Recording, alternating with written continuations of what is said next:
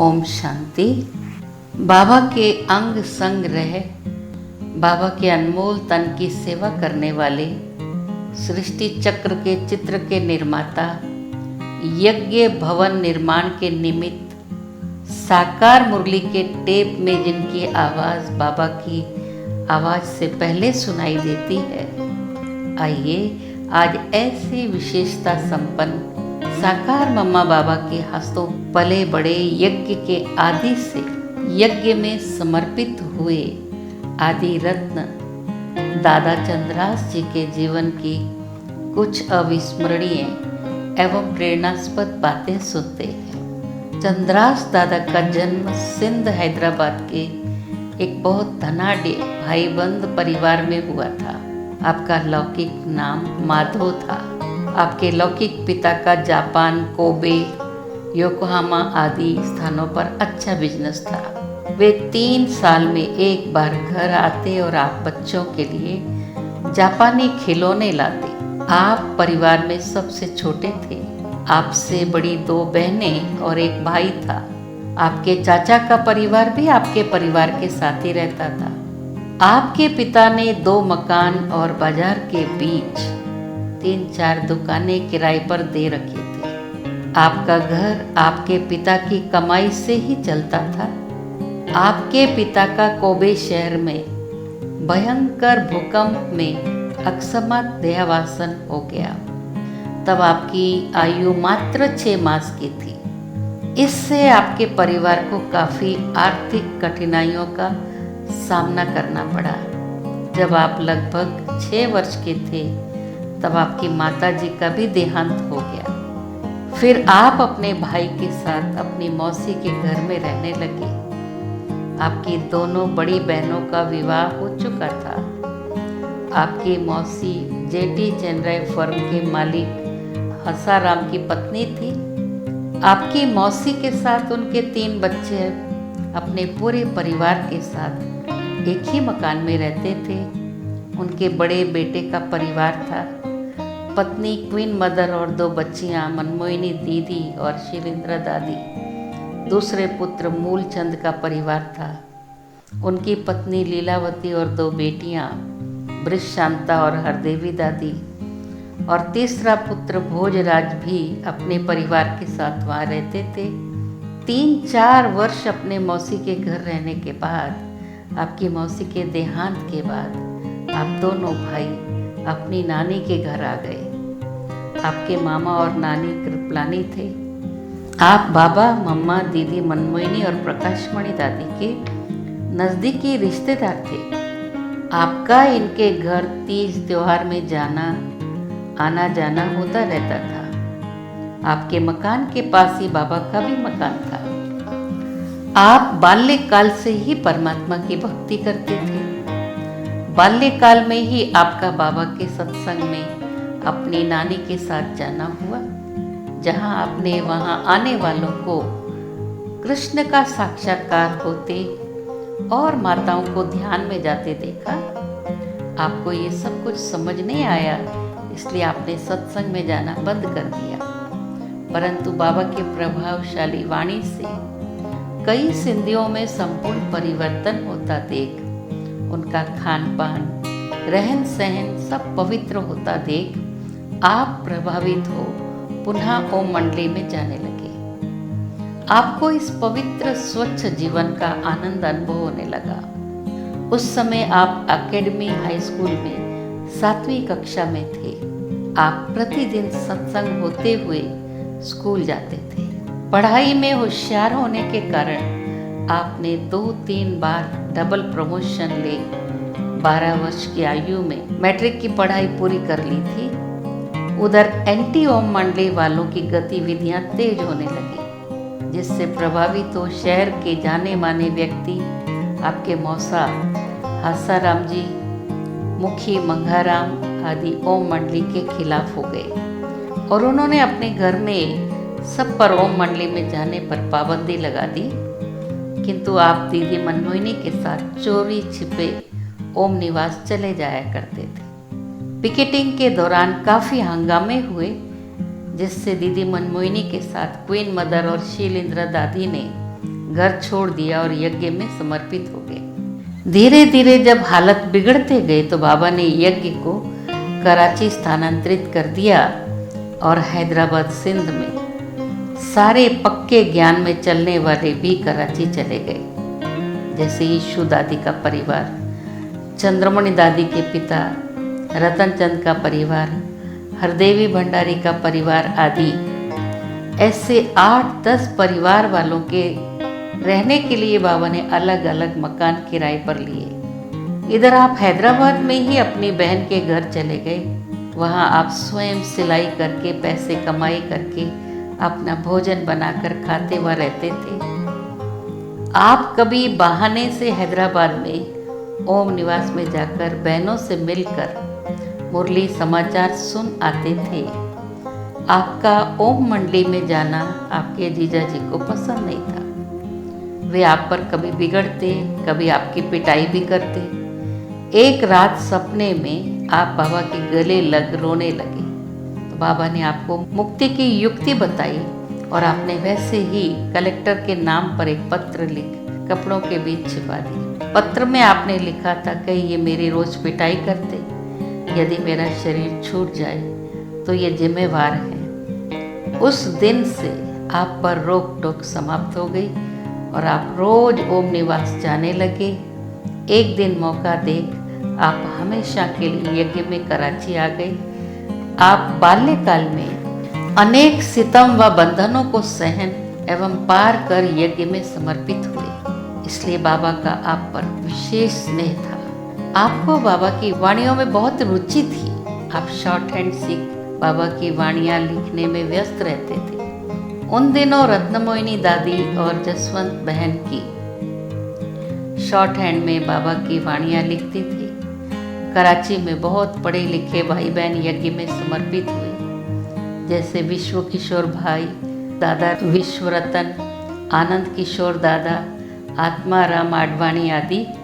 इनमें एक मद्रासी मुसलमान भी था जिसका नाम बाबा ने ऋषि रखा था। ये इंग्लिश में अनुवाद करते थे और अन्य भाई बहनों को भी अंग्रेजी सिखाते थे। कराची में एंटी ओम मंडली वालों के हंगामे के कारण ओम मंडली पर बैन लगाया गया, किंतु ड्रामा में सब कुछ कल्याणकारी है। बाबा ने यज्ञ को ओम मंडली से प्रजापिता ब्रह्मा कुमारी ईश्वरीय विश्वविद्यालय के नाम में परिवर्तित कर दिया। उसके उपरांत एंटी ओम मंडली वालों के साथ भी संघर्ष का पाठ समाप्त हो गया और यज्ञ में योग, तपस्या, गुह्य ज्ञान और साक्षात्कार का पाठ प्रारंभ हुआ। ये 1940 के दौरान की बात है, जब 3-4 संदेश पुत्रियां ध्यान में जाती और वतन से योग के कार्यक्रम ले आती थी। मम्मा बाबा फिर उसी अनुसार ग्रुप में बट्टी का कार्यक्रम रखते थे।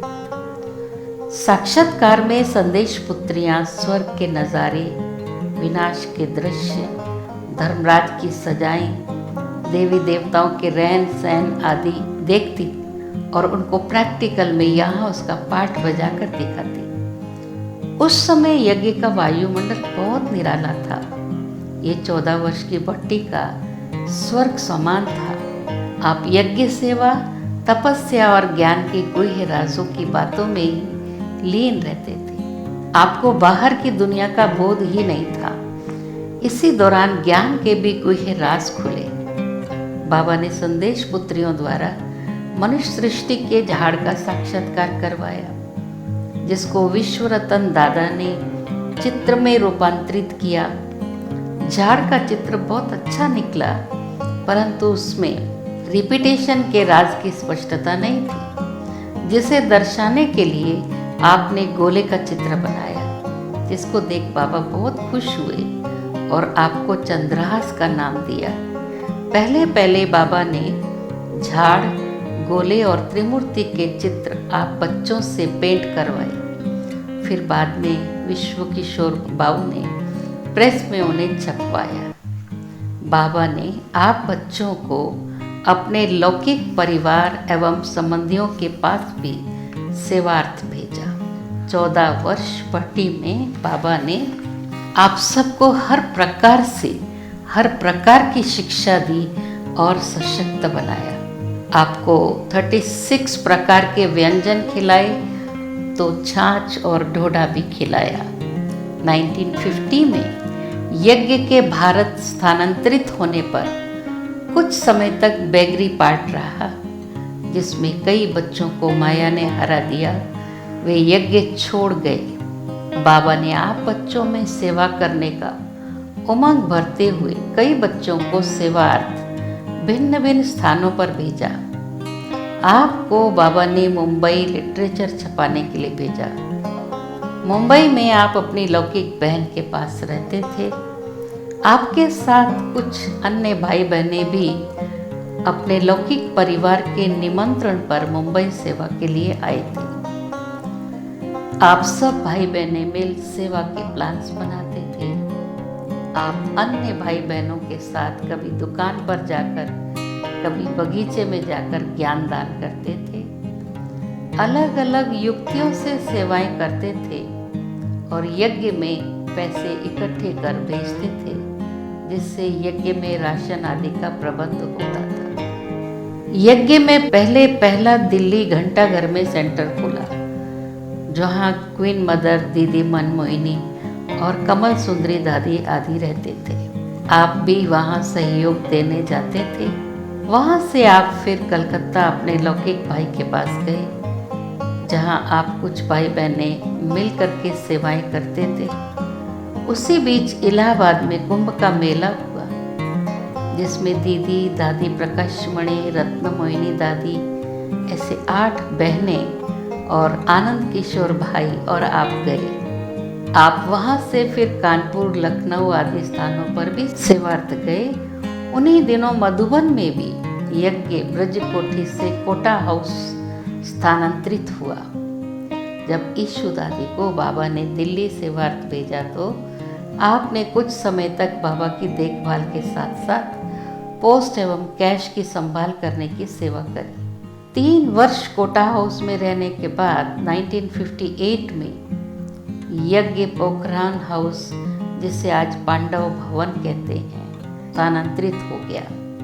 वहाँ पक्का मकान छोटा था, परंतु जमीन बहुत थी। तो बाबा ने ठेकेदार रवि दत्त भाई के साथ आपको मकान निर्माण के कार्य के निमित्त बनाया और रवि दत्त भाई के उत्तर प्रदेश वापस लौटने पर सारे भवन के निर्माण का कार्य आपने संभाला। बाबा के डायरेक्शन अनुसार आप कार्य करते हुए मकान बनाते गए। आप ही हिस्ट्री हॉल, उसके पीछे के 2 कमरे आदि बनाने के निमित्त बने। इस प्रकार बाबा ने आपको इंजीनियर बना दिया।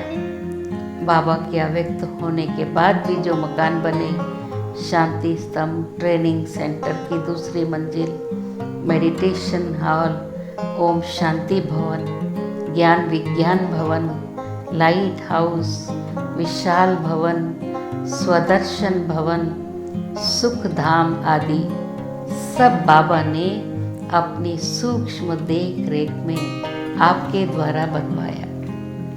आपने यज्ञ में अनेक प्रकार की सेवाएं दी, जैसे मकान बनाने का काम, बिजली का काम, टेप मशीन द्वारा मुरली की रिकॉर्डिंग करना, उनको सेंटर्स पर भेजना, बाबा के अमूल्य तन की मालिश करना आदि।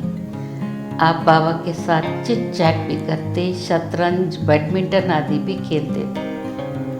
एक बार बाबा की मालिश करते आपने बाबा से कहा, आपको तो शिव बाबा की मदद मिलती रहती है, क्योंकि वे तो आपको बाजू में बैठे हैं। इस पर बाबा ने मुस्कुराते हुए कहा कि मेरे तो बाजू में बैठे, लेकिन तुम्हारे तो सामने बैठे हैं। तुम बच्चे स्तन द्वारा शिव बाबा से मिल सकते हो, गले लग सकते हो। मैं तो भागी भी नहीं पहन सकता, तो मेरे से तो तुम बच्चे पदम गुणा भाग्यशाली हो। एक बार जब आप बाबा को स्नान करा रहे थे तो आपने पूछा, बाबा सबसे बड़ा भक्त कौन है? तो बाबा ने कहा, मैं हूँ, क्योंकि मैंने हीरे जड़ित शिव के मंदिर बनाए, उस पर लोटी चढ़ाई। इस पर आप बड़े नशे से कहते थे, सबसे बड़ा भक्त आप स्वयं हैं, क्योंकि बाबा आपने तो जड़ मूर्ति पर लोटी चढ़ाई, परंतु मैं तो चैतन्य शिव बाबा के इस रथ पर बाल्टी चढ़ा रहा हूँ। आपके नशे को देख बाबा भी हंस पड़ते थे। एक बार जब बाबा को एक मजदूर माता ने राखी बांधी और आपसे बाबा ने खर्ची टोली देने के लिए कहा, बाबा के पूछने पर जब आपने बताया कि आपने माता को 2 रुपए दिए, तो बाबा ने कहा, इतने बड़े बाप को इतने प्यार से राखी बांधी और सिर्फ 2 रुपए दिए? तो आपने फिर उनको जाकर 20 रुपए दिए। ऐसे बाबा नौकरों से भी बहुत प्यार से चलते थे। मिस्त्री मजदूर आपको बाबूजी कहते थे, तो बाबा भी आपको लाड प्यार से चंद्रास बाबू कहकर बुलाते थे। बाबा ने एक बार गाय के प्रसंग से बच्चों को उलाना देते हुए बहुत हंसाया। बाबा के लिए ताज़ा दूध उपलब्ध कराने हेतु विश्व किशोर भाऊ सिरोही से एक गाय खरीद कर ले आए थे, परंतु वो गाय रात को रस्सी छुड़ाकर भाग गई। सुबह बहुत ढूंढने पर जब गाय नहीं मिली तो पता लगा वो वापस अपने मालिक के पास सिरोही पहुंच गई। इस पर बाबा ने कहा, देखो गाय ज़्यादा समझदार है जो अपने मालिक और घर को नहीं भूली, और बाबा तुम बच्चों की ज्ञान युक्त पालना करते, घर की याद दिलाते, फिर भी आप बाप को भूल जाते हो। आप 27 दिसंबर 2009 को अपना पुराना भौतिक देह का त्याग कर अव्यक्त वतनवासी बने। ऐसे बाबा के अनन्य रत्न, यज्ञनिष्ठ, सबको सदा आगे बढ़ाने वाले, सर्विसेबल, सदा ज्ञान रत्नों को जमा करने का शौक रखने वाले, बाप दादा के साथ सर्व संबंधों में सदा लवलीन रहने वाले दादा चंद्रास जी को उनके पुण्यतिथि पर हमारी भावभीनी श्रद्धांजलि।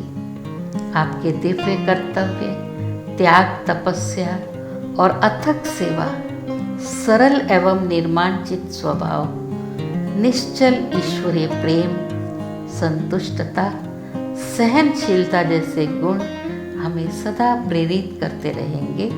ओम शांति।